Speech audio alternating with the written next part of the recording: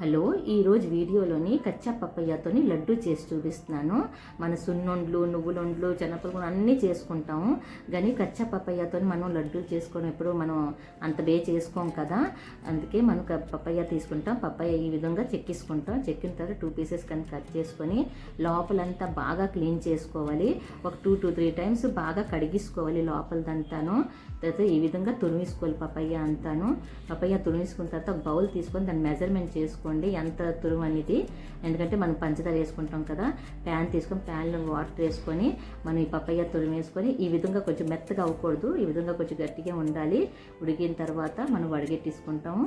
Water అంతాను వడగెట్టేసిన తర్వాత pan తీసుకుంటాం. ఆ ప్యాన్లోని మనం పంచదార నేను 2 కప్పులు తురుము తీసుకున్నాను. నేను కప్పే పంచదార తీసుకున్నాను.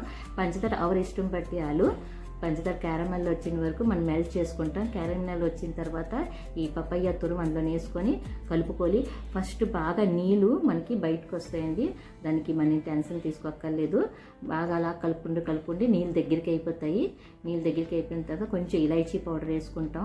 బాగా దగ్గర అయిపోయిన తర్వాత మరీ గట్టి చేసుకోకండి, ఎందుకంటే చల్లగా అయిపోయిన తర్వాత మీకు లడ్డూలు చేసుకోవడానికి చాలా కంఫర్టబుల్గా ఉండదు.